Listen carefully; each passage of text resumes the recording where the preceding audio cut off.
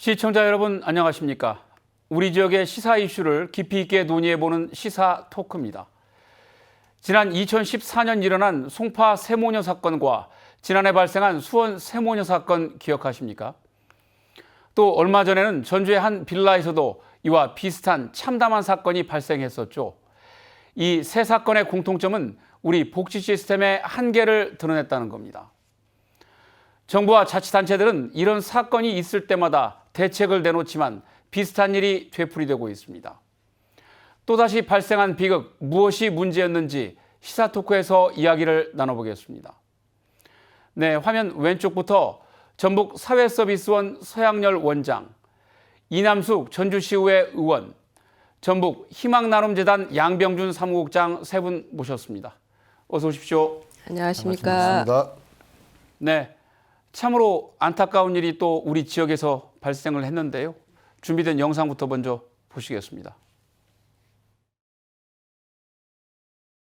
소방차 한 대가 급하게 골목으로 들어서고 대원들은 집 안으로 들어갈 준비를 합니다. 전주의 한 빌라에서 40대 여성이 숨진 채 발견된 것은 지난 8일 오전 10시쯤. 20개월 미만으로 보이는 남자아이도 옆에 의식을 잃은 채 쓰러져 있었습니다. 여성이 장기간 모습을 보이지 않고 집안에서는 개 짖는 소리만 계속 들리자 이를 이상하게 여긴 집주인의 신고로 발견하게 됐습니다.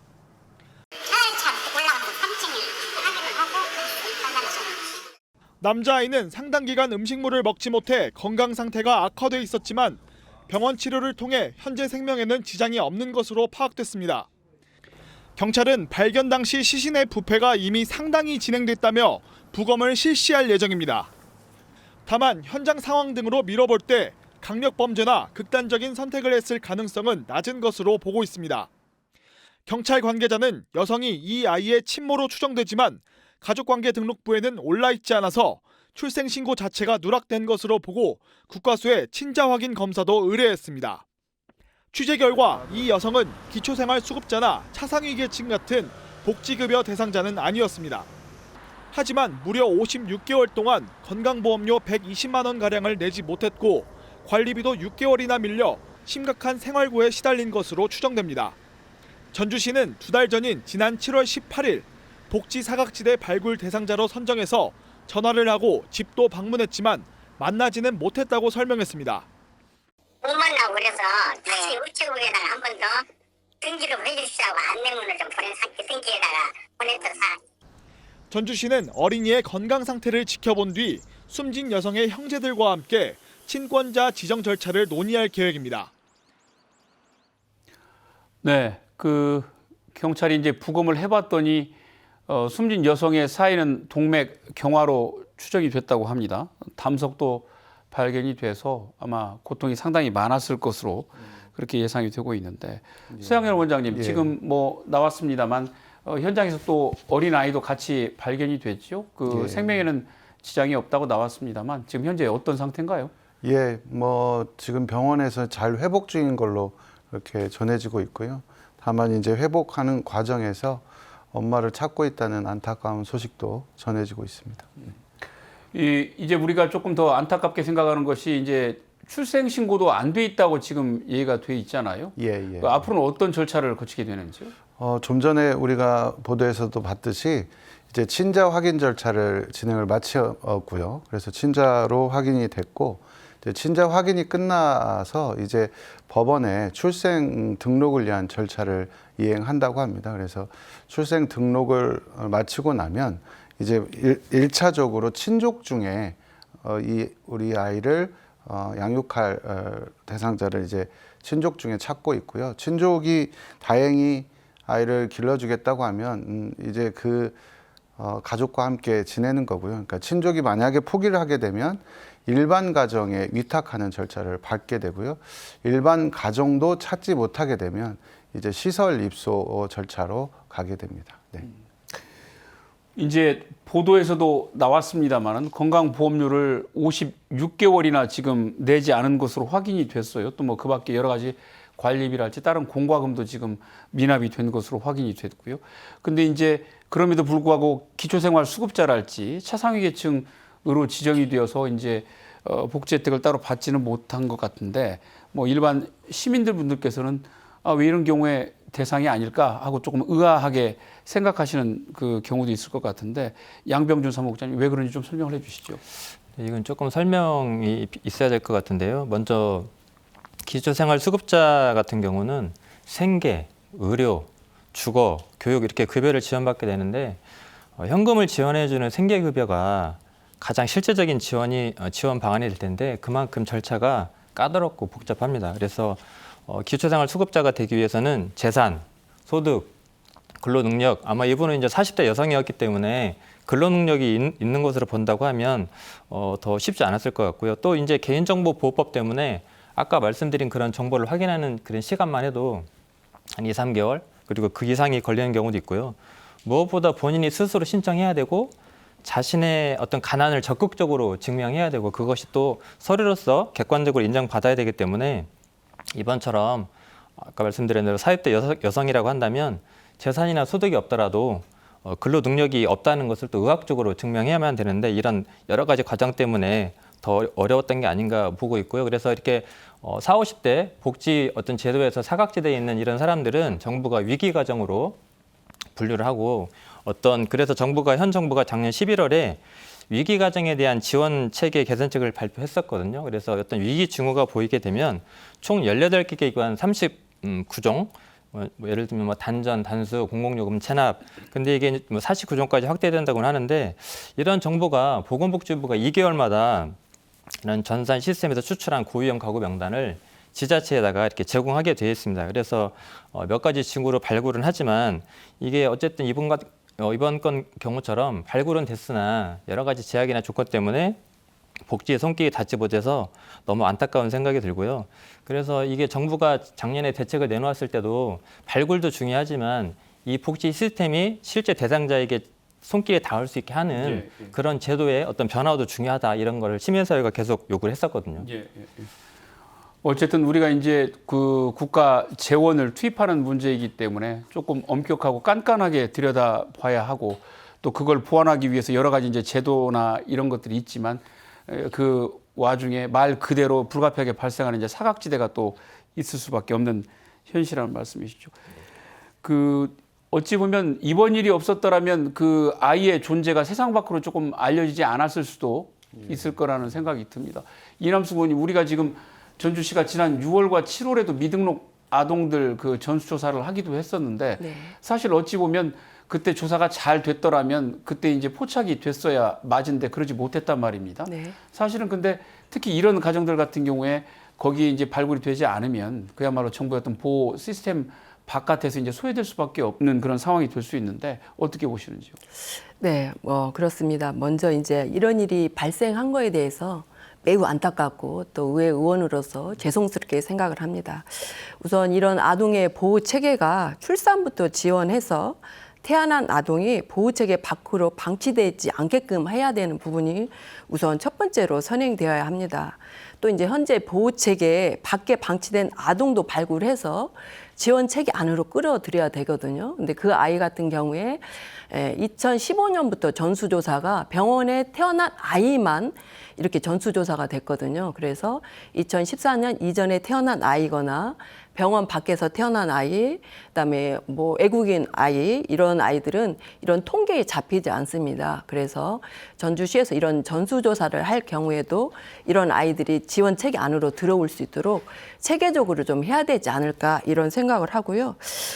그다음에 이제 우리 사회보장급여법 시행령을 개정을 준비를 하는 이유가 이런 아이들 2015년부터 병원에 태어난 아이들은 임시 번호를 부여해서 관리를 하겠다 하는데 그러다 보니까 오히려 이제 산모가 그 체계를 보호할 수 있는 체계가 오히려 위축이 되고 있다 이런 부분이 많이 되고 있거든요. 그래서 이런 산모를 보호하고 또 출산 통보제가 신혼공개 부담이 되지 않도록 이런 부분도 같이 지원이 돼야 된다 이렇게 얘기를 해드릴 수가 있겠습니다. 그래서 실질적으로 아이를 위한 산모를 위한 지원 체계가 체계적으로 되어 있지 않는 부분이거든요. 우리 복지하면 수태에서 요랑까지라고 얘기하는데 이런 부분들이 뚜덕뚜덕 단절되어 있다는 부분에 대해서 심각한 우려가 고민이 된다 이런 부분을 말씀드리겠습니다. 네, 이번 일은 어쨌든 뭐 현실의 문제점을 많이 노출을 시켰고 또 우리에게 이제 그만큼 많은 과제를 남겼는데요. 관련 영상 보시고 계속 말씀 이어가겠습니다. 지난 8일 전주시 서신동의 한 빌라에서 숨진 채 발견된 40대 여성. 보건복지부는 이 여성이 복지 사각지대에 놓여 있다는 것을 파악해 지난 7월 전주시에 통보했습니다. 건강보험료 19,000원을 56개월 동안 내지 못했고 6개월간 관리비를 체납했으며 지난 5월부터는 가스까지 끊긴 것이 근거였습니다. 복지부는 네 번째 조사에서야 이 여성이 위험한 상태에 놓였다는 것을 파악했습니다. 저희가 통상적으로는 이제 3개 이상 이제 위기 정보를 가진 사람들을 이제 보내거든요. 그전에는 그 3개 이상이 아니었던 거죠. 보건복지부는 이에 앞서 지난 2021년에도 5월부터 4차례 이 여성이 복지 사각지대에 있다는 것을 파악해 전주시에 통보하기도 했습니다. 그러나 복지 사각지대 대상자를 찾아내도 이들을 공적 보호망에서 관리할 인력은 턱없이 부족합니다. 지난 7월 제4차 복지 사각지대 발굴로 이곳 서신동에서 확인된 사람만 87명, 올 한 해 1, 2, 3차를 합치면 550여 명입니다. 8월 현재 전주시의 복지 사각지대 대상자 7천여 명을 읍면동 행정복지센터 35명의 직원이 담당하고 있습니다.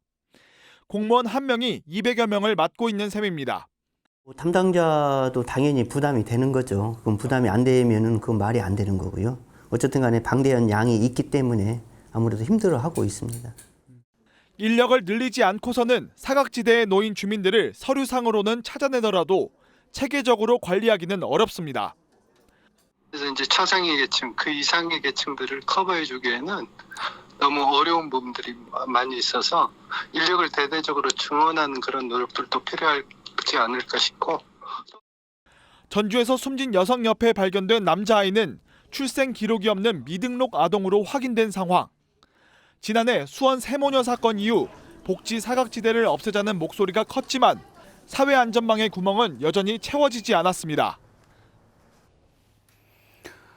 예, 아까 조금 전에 우리 양병준 사무국장님께서 그 복지 사각지대 발굴 시스템 설명을 간단하게 좀 해주셨는데요. 이름하여 행복 이음이라고 돼 있더군요. 이게 이제 우리가 여러 가지 그 공과금을 석 달 이상 그 연체를 한다든지 이랬을 때 찾아서 이제 생계급여를 1차적으로 지원해서 긴급한 위기를 벗어날 수 있도록 하는 건데 지난해 같은 때 이제 보건복지부에서 발굴했던 위기 가정 36% 가운데 이제 시군구에서 조사를 해갖고 실제로 지원을 받은 사람들은 이제 36%밖에 되지 않았습니다. 36%니까 쉽게 생각하면 발굴된 3명 중에 1명꼴밖에 지금 실제로 혜택을 못 받은 건데 뭐 일부 앞에 이해가 나왔습니다만 서양렬 원장님 왜 그렇다고 보십니까? 네, 그 발굴과 함께 이제 그 기존 제도로 연결되는 한계에는 분명히 여러 각도에서 문제 제기가 있었던 거고요. 실제 발굴의 충실성을 제대로 발굴할 수 있는 인력이 얼마나 안정적으로 있는가라고 하는 문제가 가장 중요한 문제인 것 같습니다. 좀 전에 보도에서도 나왔듯이 현재 이 위기가구 발굴이 1인당 200명 정도를 하고 있는데 제대로 찾아가거나 제대로 보기가 매우 어려운 상황이고요. 비단 이 일만 하고 있는 게 아니고 읍면동 내에 다양한 업무를 함께 하고 있거든요. 그래서 혼자서 200명을 감당한다는 것은 깊이 있게 들여다보지 못하고 있기 때문에 한 사람을 제대로 사례관리를 통해서 제대로 지원받을 수 있는 체계로 연결되는 한계가 노출됐다고 말씀드릴 수 있을 것 같고요. 최근에 이제 공무원분들에게 여쭤보면 복지 깔때기 현상을 얘기합니다. 그러니까 제도가 많이 성장을 했습니다. 과거에 비해서 복지 지원과 복지를 통한 뭐 여러 제도가 많이 늘어났는데 인력이 그만큼 늘어났느냐, 시스템이 늘어났느냐 이 부분은 자신 있게 말할 수가 없는 상황입니다. 전라북도가 사회복지 공무원이 1,700명이 정원인데 그중에 현재 여러 이유로 1,500명이 근무하고 있거든요. 농촌 지역인 경우에는 면회 동사무소나 이런 데 한 사람이 근무하는 경우도 있고요.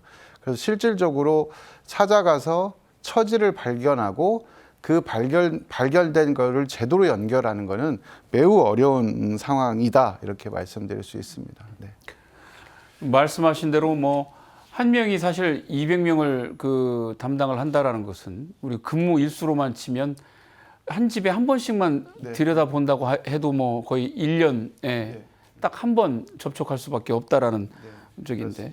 조금 더 이렇게 좀 보태서 말씀을 드릴 부분이 있는데요. 예. 그러니까 인력이 충원된다고 하더라도 실제 지원까지는 어려움이 있을 수밖에 없는 이유가 이분 같은 경우도 가족이 있었지만 가족까지도 단절될 정도로 이분들이 사회의 어떤 깊은 곳에 숨어 들어가게 되는 거거든요. 그래서 주변 사람들과의 관계도 회피하고 행정과의 관계에서도 이렇게 숨으려고 하고 하다 보니까 더 어려운 부분이 있고 또 행정에서는 말씀드린 대로 되게 까다로운 제도와 지침 그리고 행정기관에서 조사와 결정하기까지 과정 그리고 이게 지급되기까지 과정까지가 너무나 복잡하고 그 절차가 까다롭기 때문에 이런 부분들에 대해서 또 간소화하고 또 위기 과정이라고 하는 어떤 징후가 몇 가지 포착된다고 하면 공무원 재량으로 그 가정에게 먼저 지원하고 나중에 조정하더라도 이런 어떤 제도들도 유연하게 같이 조정되지 않는다고 하면 여전히 그 실제적으로 지급되는 혜택을 받는 대상자는 적을 수밖에 없다고 생각이 듭니다. 예.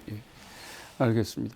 뭐 이어지는 말씀일 수도 있습니다만 이남석 의원님 이제 이런저런 일들이 있다 보니까 전주시도 위기가구 이제 10,000명 정도를 뭐 전수조사를 지금 한다고 하는데 특히 어떤 점 좀 잘 살펴봐야 될까요?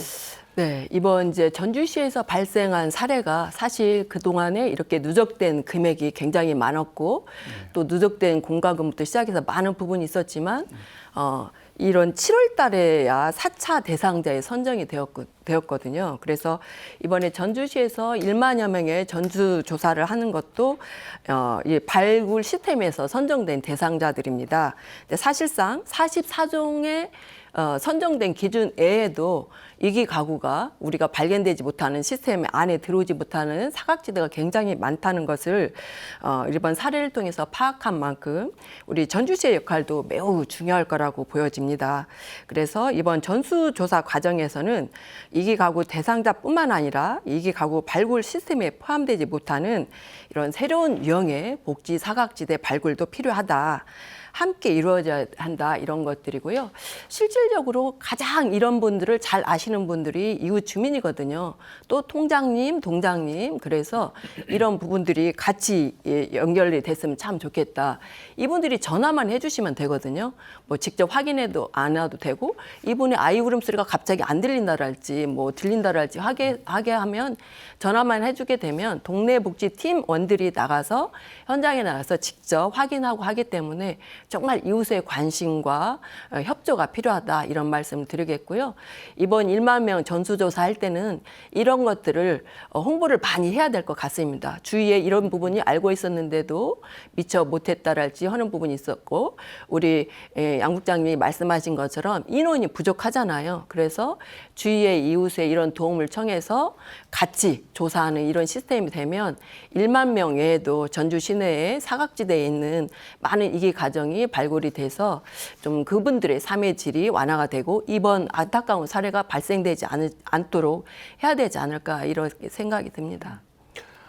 사무국장님 결국 뭐 그 같은 말씀일 수 있습니다만 우리가 공무원 한 분이 담당하고 있는 숫자가 다 많고 이것을 사실 완벽하게 커버한다라는 것은 뭐 현실적으로 불가능한 일 아니겠습니까? 이러다 보면 이제 결국은 뭐 이웃도 말씀해 주셨습니다만 이제 민간 기존에 전문성이 있는 민간 단체들과의 협력, 이 자치단체와의 그런 것도 굉장히 중요할 것 같은데 어떻게 보십니까?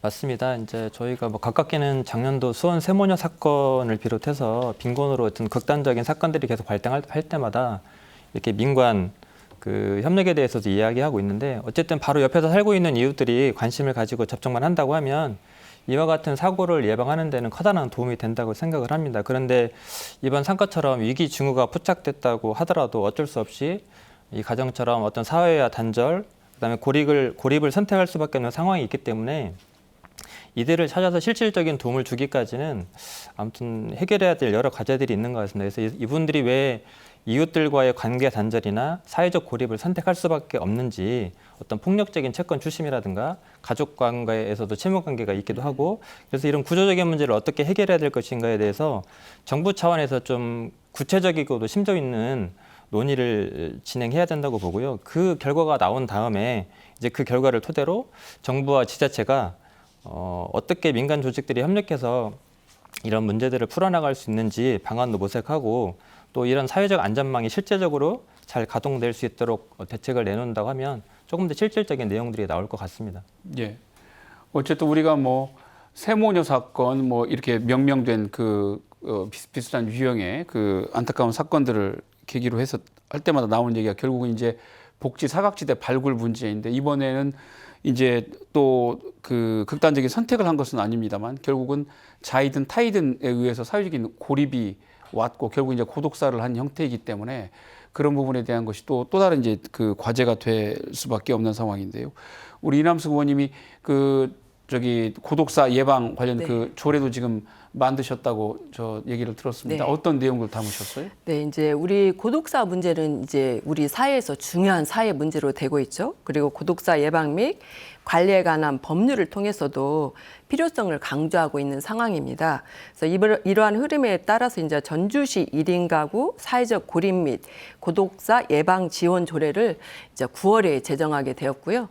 여기에 주요 내용으로 보면은 사회적 고립 및 고독사 예방을 위해서 예방 계획을 수립하자.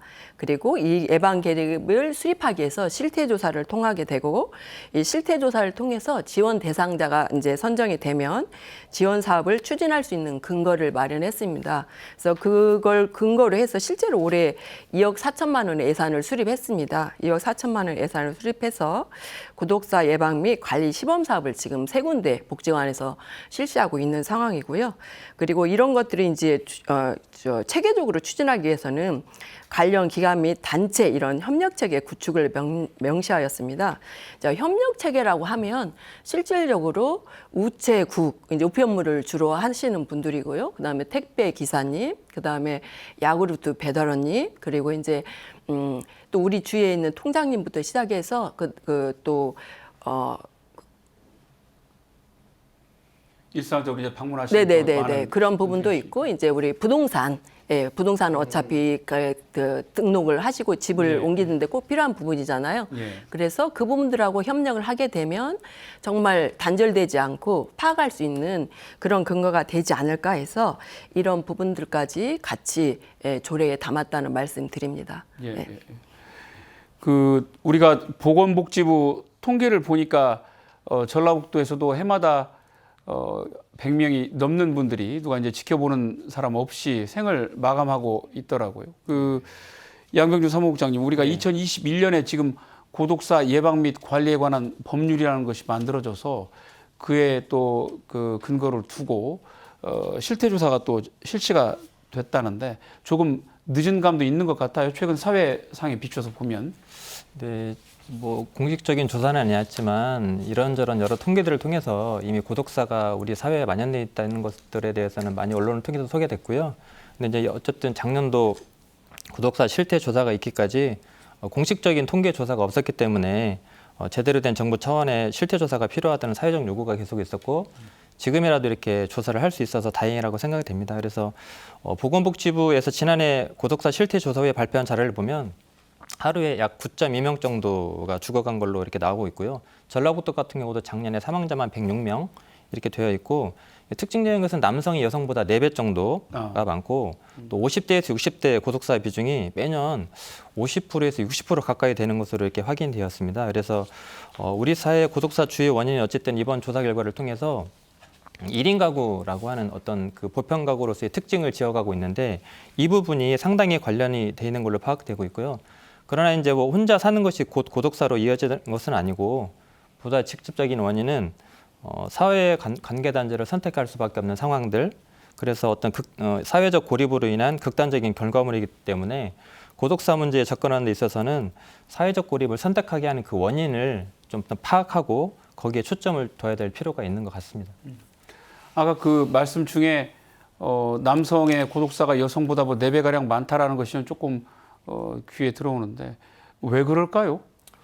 명확하게 뭐 조사가 된 것은 아닙니다만 이제 그런 부분들을 그 조사 결과를 보면 예를 들면 그 40, 50대 실직을 하게 되는 경우가 많기도 하고 조기 퇴직, 그다음에 요즘에 비혼 증가도 있고 그다음에 또 이혼이 과거 30대도 최근에 40대로 이렇게 옮겨가서 많이 숫자가 늘어난다는 통계가 있기 때문에요.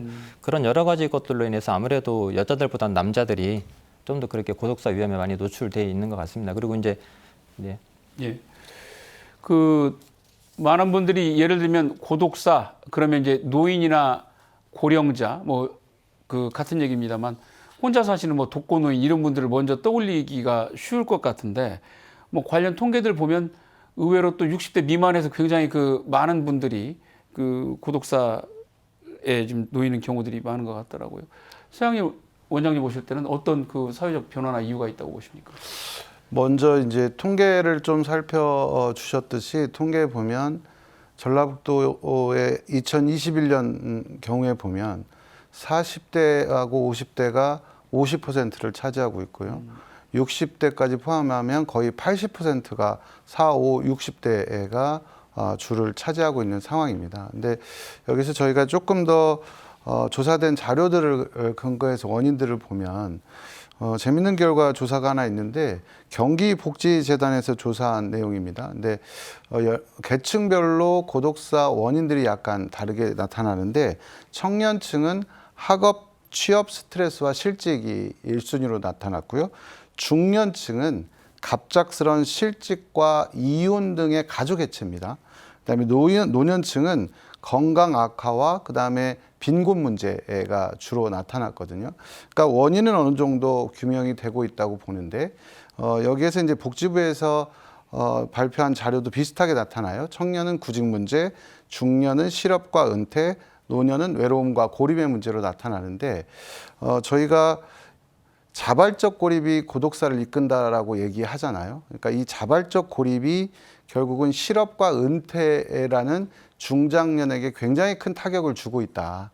그래서 실제 이 실업과 은퇴가 단절로 끝나지 않고 다시 일할 수 있고 재기할 수 있는 사회적 분위기가 다시 심각하게 논의가 돼야 될 것 같고요. 저희는 실업을 하고 나면 재취업이 불가능한 사회에 살고 있잖아요. 그러니까 굉장한 두려움에 빠질 수밖에 없는 거고 그 위험에 노출됐을 때 누구로부터 보호받지 못한다는 겁니다. 그러니까 사실은 이 재도전할 수 있는 사회가 그래서 너무너무 중요하거든요. 그러니까 한 번 끝나버리는 사회로 가서는 절대 안 된다. 그래서 특별히 중장년인 경우에는 은퇴의 시기나 일할 수 있는 기회, 역할을 늘릴 수 있는 고민이 전 사회적으로 같이 고민돼야 될 것 같고요. 그래서 복지부가 올해부터 사회 서비스 분야를 대단히적으로 확대를 합니다. 그래서 일상 돌봄 서비스가 지금 우리 도에서 적극적으로 추진해서 전주, 군산, 김제, 남원에서 추진하고 있거든요. 그런데 이 중장년 가구를 발견하거나 만나기가 어려운 상황입니다. 그러니까 자발적으로 고립을 선택한 것은 그동안에 저희가 봤던 단순한 사회적 고립하고는 완전히 다른 문제거든요. 그래서 이분들을 찾아가고 나올 수 있도록 하는 것부터 시작해야 되고요. 찾아가고 나오고 그 다음에 나와서 뭔가 할 수 있도록 같이 고민해야 됩니다. 그냥 찾는 걸로 끝나야 될 게 아니고 그래서 그런 원인들이 현재의 현상을 만들어내고 있다 이렇게 볼 수 있겠습니다. 네. 다음 질문을 이어서 드리려고 했는데 원장님께서 그 뒷부분까지 아마 관련해서 좀 말씀을 해주신 것 같습니다. 우리가 이제 그 단체장들이 흔히 하는 얘기로 최고의 복지는 일자리다 이런 그 표현들을 왕왕 하십니다. 이제 일자리 그 개발의 중요성을 강조하는 문제이기도 한데 원장님 말씀처럼 뭐 연령대를 다 그 아울러서 일자리 문제가 있다면 1차적으로 또 사람들한테 부대끼고 살면서 또 경제적인 수입을 유지를 하면서 사회 구성원으로서 또 제 몫을 하면서 살다 보면 이런 뭐 고립이라든지 고독사의 문제가 좀 상당 부분 좀 해소될 수 있을 것 같다는 생각이 드는데 예. 청년 문제는 조금 달리 봐야 할 것 같아요. 그 부분은 뒤에 조금 이어서 이제 말씀하도록 하겠습니다. 그 서양일 원장님 답변을 좀 주셨는데요. 저 이남숙 의원님이랑 저 양병준 사무국장님도 계속 이어서 사회적 고립과 그 고독사 문제를 위해서는 어떤 대책이 시급하다고 보시는지 이남숙 의원님 먼저 말씀해 주시죠. 네, 이제 우리 서양열 관장님께서도 말씀하신 것처럼 많은 문제가 있죠. 그리고 사실 복지 욕구도 굉장히 많이 세분화되고 계층화되어 있습니다. 근데 복지는 그 부분에 충족되지 못하고 못 따라가고 있는 실정이거든요. 그래서 이런 부분들을 하기 위해서는 많은 부분에 정책적으로 나서야 되는 부분이 있는데 과거에 이제 우리 전통적 가구를 중심으로 생계 유지에 대한 복지 욕구 이거에 따라서 경제적 지원밖에 이루어지지 않았거든요. 이런데 경제적 지원에 국한되어지는 것이 아니다. 그래서 청년층을 포함해서 다양한 계층의 의견, 복지 욕구를 적극적으로 전달하고 대변하는 것이 또 우리 전주시 복지환경위원회 의원의 역할이라고 생각을 합니다. 그래서 그런 부분에 집중해야 되겠고요. 이제 사실 또 가장 문제가 되고 있는 것이 청년층, 중장년층이 은둔형 애토리이잖아요. 그래서 이런 은둔형 애토리를 위해서 어떻게 해야 되느냐. 근데 사실 이런 부분들이 경제적, 사회에서 감당해야 되는 평가, 부담, 또 실패에 대한 두려움 이런 것들에 대해서 발현되는 부분도 사실 많습니다. 그래서 이들을 위해서 일자리 창출이기 이전에 이들을 위한 정서적 지원에 대한 프로그램도 많이 확산이 돼야 되겠다. 은둔형이 사실 자기 자발적으로는 나오지 않거든요. 그래서 그들을 끌어내기 위해서는 이런 정서적 지원을 위한 프로그램을 그래서 마음을 좀 평정을 갖고 일할 수 있는 분위기도 만들어주는 게 좋겠다. 이런 생각이 들고요. 그래서 이들을 위한 물질적 지원보다는 정서적 지원, 마음 지원 이런 프로그램들도 많이 개발을 되고 그다음에 이 중장년 정책도 좀 많아져야 된다. 그래서 좀 따뜻한 복지 실현이 됐으면 좋겠다. 이런 생각을 하게 됩니다. 네. 사무국장님, 그 중장년층과 노년층 사회적 고립과 고독사 대책 뭐가 필요하다고 보십니까? 네, 아까 이제 그 부분은 우리 뭐 서영열 원장님도 네. 좀 말씀을 해주셨는데 청년층 얘기를 조금 더 저도 보태고 싶은 이야기가 있는데요. 2022년도 3월에 보건복지부가 청년 삶 실태조사 결과를 발표했거든요. 여기서 이제 그 결과를 보면 은둔형 청년은 전체 청년의 2.4% 수준, 이게 포병 집단이기 때문에 전체 인구로 환산하면 약 24만 4천 명 정도라고 하는데 전수조사가 아니고 또 응답을 회피하는 심각한 어떤 은둔 고립 형태가 있기 때문에 실제는 좀 더 될 수도 있다고 생각을 합니다. 그래서 이번 조사에서 나온 결과는 청년들이 은둔 생활을 하게 되는 이유는 취업의 어려움, 그러니까 경제적인 부분이거든요. 그러니까 또 중장년층도 실제적으로 어떤 그 고립으로 갈 수밖에 없는 이유가 경제적 자립이나 독립을 하지 못했기 때문에 대인관계에 대한 어려움 이렇게 이어지게 되는데 그래서 우리가 젊은 청년들을 볼 때도 나도 뭐 젊었을 때는 그랬어. 젊어서 고생은 사서도 하는 거야. 이런 이야기를 하는데 이제 이렇게 보면 될 것이 아니고 이게 정말 어떤 사회적 문제구나라고 이렇게 사회적 문제로 인식을 해서 청년층의 사회적 고립에 대한 부분을 더욱더 공론화하고 우리 사회가 정말 보듬고 가야 되는 문제로 인식을 해야 될 것 같고요.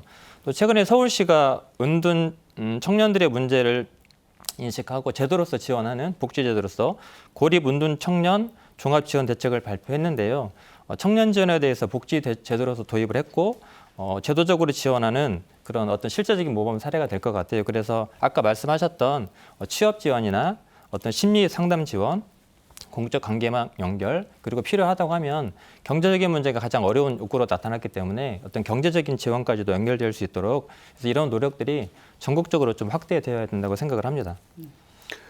말씀 듣고 보니까 그 퍼센티지로는 실감이 안 옵니다만 그 24만 명 아까 말씀하신 걸로 또 여기 이제 가려져 있는 드러나지 않은 것까지 감안한다고 생각할 때는 뭐 30만, 40만도 될 수 있을 텐데 굉장히 또 비중이 많다라는 생각이 드는군요. 그 서양열 원장님도 아까 청년 문제 말씀하시려다 말았는데 첨언해 주실 말씀 있으면. 예. 그 어쨌든 저희가 좀 주목하고 있는 건 자발적 고립이거든요. 그러니까 이 자발적 고립을 단절을 할 방법을 행정에만 맡길 게 아니고 민과 관이 함께 발굴할 수 있는 상시 시스템을 좀 찾아야 되고요. 특히 청년인 경우에 나오게 하는 게 어려워요. 찾더라도 전혀 나올 의지조차 보이지 않거든요. 그럼 우리가 무엇으로 연결할 건가라고 하는 고민을 전 사회가 함께 해야 될 것 같고요. 그게 자칫 문화가 돼버리면 굉장히 위험하다고 보거든요. 그러니까 그게 문화가 되지 않고 뭔가 역할을 찾을 수 있는 끊임없는 연결자들이 필요하다. 그러니까 지역사회에서 그거는 그냥 공무원이나 행정만이 감당할 수 있는 게 아니고 민과 간이 끊임없는 지역사회에서 소중한 연결자로서 기능할 수 있는 준비를 좀 해야 할 것 같아요. 그렇지 않으면 이게 굉장히 많은 증가폭을 나타낼 것 같고요. 그 연결의 지점에서 역할을 뭔가 하나라도 갖게 만드는 거. 그래서 직업을 갖게 하든 뭔가 놀이를 갖게 하든 공부를 하게 하든 이런 그 자기만의 것을 갖도록 만드는 끈질기고 끊임없는 노력이 필요하다. 그러니까 저희 같은 경우가 그런 일들을 위해서 사실은 이제 사회적 고립가구 지원센터가 서울에 지금 만들어져서 운영이 되고 있거든요. 그래서 전라북도도 그런 부분을 적극적으로 좀 고민해야 되지 않을까 이렇게 보고 있습니다. 네. 지금 그 원장님 말씀이나 사무국장님 말씀 들어보니까 서울시는 아무래도 이제 뭐 재정 자립도라든가 이런 것들이 조금 여유도 있고 하니까 정책적으로 아무래도 선도하는 그런 분위기도 좀 있는 것 같은데 아까 우리 저 이남숙 의원님께서도 그 정서적 고립을 그 조금 완화할 수 있는 따뜻한 복지 말씀하셨습니다만 혹시 전주시에서 운영하는 프로그램도 뭐 그런 관련된 제도나 이런 시스템들이 혹시 조금이라도 있나요? 그 전주시에서 이제 사실상 서양열 관장님이 말씀하신 것처럼 중간 처우 개선의 집 정도 해가지고 이런 부분인데 사실 이런 고립가구를 위한 건 없고 청소년들을 위한 이런 부분은 조금 있긴 있거든요. 그래서 뭐 미혼모 아이들을 위한 뭐 민들레 집이랄지 뭐 이런 부분이 있긴 있는데 이런 부분이 사실 많이 미진돼 있습니다. 그래서 그런 부분에 적극적으로 노력을 해야 되지 않을까 싶긴 합니다. 그 사무국장님 혹시 서울시 사례 중에는 지금 어떤 그 정책들을 시도하고 있는지 준비된 자료가 있으신지요? 네, 지금 서울시 같은 경우는 이게 이제 그 과정을 세 가지로 그러니까 심한 경우, 뭐 중증인 경우, 완전 고립인 경우. 근데 이것도 이제 어떤 설문조사를 해야 되기 때문에 본인들이 응한 경우거든요. 그러니까 아까 우리 서양열 원장님이 말씀하신 자발적 고립으로 인해서 사회로 아예 나오지 않으려고 하는 숫자까지 하면 훨씬 많아질 건데 적어도 몇 년 동안 고립돼 있다가 어떤 이유나 계기를 통해서 어떤 공공 영역에서 예를 들면 그 재취업 지원 같은 걸 하더라고요. 취업 지원 같은 경우를. 그래서 그런 프로그램을 통해서 거기에 참여를 해서 어떤 그런 고립을 극복했던 청년들이 하나둘씩 늘어나고 있고 또 그 청년들이 자기가 그걸 직접 경험했기 때문에 현재 고립되어 있는 어떤 청년들의 심리 상태나 마음가짐이 어떤 거일지 그리고 또 이게 또 하나의 문제는요. 이렇게 많이 고립되어 있다 보니까 어떤 그 위생 문제, 그다음에 병 문제 그리고 우울증 문제로 우울증 약을 복용하고 있는 사례도 일반 청년들보다 훨씬 높기도 하고 또 올해 초에 다른 얘기긴 하지만 예고살인 같은 경우 이렇게 온라인이나 가상세계에 자기만의 공간에 갇혀가지고 게임이나 인터넷 같은 거에 거의 중독됐다시피 해가지고 사회와 단절로 인해서 우리가 그 알 수 없는 돌발적인 사건을 일으킨다든가 이런 다양한 또 사회적 요인들이 있고 또 이 청년들이 이 문제가 지금의 어떤 사회적 문제로 논의되어 가지고 해결되지 않는다고 하면 이들이 곧 이제 중년, 장년층으로 되어가기 때문에 이 문제의 어떤 그 고리를 빨리 차단해야 되는 그런 노력들을 지금 전 사회가 좀 해야 될 것 같습니다. 저는 뭐 그 주변에 혹시 가까운 지인들 중에 뭐 큰 실패를 했거나 어려운 그 낙담을 한 상황이 있는 친구들을 보면 일단 집 밖에 나와서 운동을 하든지 뭐 등산을 가든지 햇볕을 좀 쬐라 뭐 이렇게 그 개인적으로 권유를 합니다만 이제 집 밖에 나오기만 해도 지금 상당 부분 문제가 해소될 수 있다는 말씀들이시잖아요. 네. 그렇게만 나오게 되면 그 80% 이상의 문제는 해결이 됐다고 보는 거죠. 네, 그 운둔형이라는 게 실질적으로 현장에 가서 보시면 알지만 문을 아무리 두드려도 나오지도 않고요. 그다음에 이제 가족 간에 또 단절이 있거나 이런 또 안 나오게 되면서 이제 저 이런 사례를 봤거든요.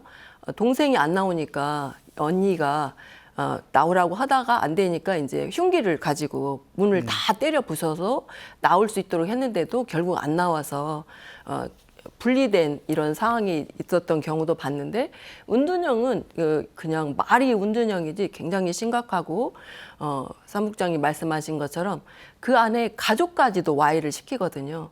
뭐 안 나오는 자체가 문제가 아니라 안 나오기 때문에 뭐 여러 가지 병원 근근부터 시작해서 냄새부터 시작해서 굉장히 문제가 많기 때문에 바깥으로 끌어나오는 곳, 그분들이 나오는 것만 해도 80% 이상은 치료가 됐다고 보는 관점으로 보시면 좋을 것 같습니다. 예. 그 1, 20년 전하고 비교를 해보면 우리나라 복지 제도가 굉장히 많이 좋아졌습니다. 물론 여전히 보완하고 또 개선해야 될 부분이 많이 있긴 합니다만 여성, 노인, 뭐 청소년, 아동 이렇게 분야별로 굉장히 세분화되어 있고 여러 그 실행 계획들도 굉장히 촘촘하게 돼 있는데 조금 걱정스러운 것은 지금 정부가 내년에 굉장히 강도 높은 수준의 긴축 재정을 한다고 하다 보니까 이제 복지가 사실 뭐 상당 부분 예산 비중이 큰데 이것도 지금 여러 가지 그 손질이 되다 보면 상당히 사업들이 원활하게 추진하는데 좀 어렵게 되지 않을까 이런 우려들 하시는 분들 좀 많습니다. 사무국장님 어떻게 보세요? 네, 어쨌든 복지 정책은 큰 틀에서는 정부가 주도하고 우리 서비스는 지자체와 지역사회가 실행할 수 있도록 해야 되는데 그래서 그런 의미에서 어떤 정부의 복지 정책 방향이나 기조가 매우 중요하고 앞서서 이야기된 것처럼 이제 복지의 확대는 전 영역에 이르러서 매우 중요한 사회적 과제가 되고 있고 그게 또 나아갈 방향이라고 생각이 드는데 하지만 현 정부가 지금 내걸은 기조를 보면 공공성 강화를 위해서 이제 그 법으로 설치된 사회서비스원이나 또 지역사회에서 돌봄 서비스를 받게 하는 지역사회 통합돌봄 같은 이런 좋은 사례들의 예산들을 뭐 전액 삭감하거나 반토막 내거나 이런 상황이 있기 때문에 어떤 복지 분야에서조차도 효율성을 강조하고 있고 결국에 돌고 돌아서 어떤 민영화, 명리화, 산업화 이런 사회복지 전반 영역을 회귀시키려고 하고 있습니다. 이것은 이제 저희가 볼 때는 국가와 지자체가 공공 돌봄을 책임지지 않겠다라고 하는 선언이나 다름이 없고요. 이처럼 사회적 위험이 심화되는 상황에서 정부의 역할이나 책임이 더욱더 강조되어야 되는데 오히려 현 어떤 시대나 사회적 요구에 노골적으로 역행하고 있는 현 정부의 복지 정책에 대해서 우려를 표하지 않을 수가 없고요. 이제 어쨌든 지금까지 저희가 논의했던 것처럼 우리 사회는 이제 청장년층을 가리지 않고 생애 주기별 복지 정책이 필요한 시대가 되었거든요. 그래서 더욱더 보편 복지가 확대되는 방향으로 나아가야 된다고 생각을 합니다. 알겠습니다. 이남숙 의원님. 네. 네, 이제 도로가 예를 들면 개설이 되고 건물이 세워지면 표시가 나잖아요. 사실 복지 예산은 표시가 안 납니다. 그런데 사람의 생명과 삶의 질과 연결이 되어 있거든요. 수태에서 요랑까지의 이런 관계된 연결된 예산이 복지 예산이 삭감이 된다고 하면 문제가 많이 되겠죠. 그만큼 복지 예산은 아주 중요한데요. 우리 이번에 우리 전주시 예산을 보면 2조 6,791억 원입니다. 그중에 복지 예산이 9,416억 원으로 42.56%를 차지하고 있거든요. 이만큼 전주시의 예산이 복지 예산이 굉장히 큰 비중을 차지하고 있고 더구나 이제 고령화 세대로 가면서 복지 예산이 비중이 더 늘어날 건데 복지 예산이 축소된다고 하면 시민의 삶의 질, 생명과 연결되는 부분이 많이 위축되지 않을까 이런 생각을 하고요. 우리 전주시의 재정 자립도가 23.95%밖에 안 되거든요. 그래서 재정 자립도를 좀 더 높여야 되는 이런 부분에 우리 전주시의회도 더 열심히 노력해야 되지 않을까 이런 생각을 합니다. 네. 예. 서양열 원장님 끝으로 한 말씀 해주시죠. 네, 아까 우리 사회자께서 말씀하신 대로 복지 제도가 상당히 많이 발전을 한 건 사실입니다. 다만 거기에 걸맞게 사회적 문제 또한 엄청 다양해졌거든요. 그러니까 복지 수요라고 하는 게 공급과 수요가 적절하게 맞아가야 되는데 공급보다는 아마 수요가 훨씬 더 늘었다고 볼 수 있거든요. 그러니까 그런 측면에서 놓고 보면 어느 정도까지 투자가 적절한지 이거는 뭐 합의된 건 아니지만 적어도 국가 삶으로서 기초 투자, 그러니까 기초연금이라든가 기초생활보장 제도는 국가가 좀 책임지고 그러니까 일반 시민들의 삶과 관련된 사회 서비스 분야는 지방이 좀 책임지는 이 복지제도의 변화가 좀 절대적으로 필요한 시기 같고요. 또 하나는 돌봄 예산인 굉장히 많은 확대가 필요한데 이 돌봄 예산은 이제 걸음마 수준이거든요. 그래서 실제 이 돌봄 예산이 우리 삶의 질을 좌우하는 건데 이 예산이 아직 안착되지 못하는 아쉬움들이 굉장히 큰 상황입니다. 예, 많이 좋아지고 개선이 됐지만 시대 변화에 따라서 새로운 또 그 발생한 수요에 대처를 하려면 아직은 또 갈 길이 멀다라는 말씀 잘 담아두겠습니다. 오늘 말씀 여기까지 듣겠습니다. 네. 한 치 앞도 보이지 않는 칠흑 같은 어둠 속에서는 아주 작은 빛도 큰 희망이 됩니다. 지금 이 순간에도 우리 주변에 도움의 손길을 간절히 기다리는 이웃들이 있을지 모릅니다. 복지 사각지대에 대한 적극적인 발굴과 지원을 위해서는 정부와 지방자치단체는 말할 것도 없고 우리 사회 구성원 모두의 관심이 필요합니다. 오늘 순서 여기서 마칩니다. 함께해 주신 여러분 고맙습니다.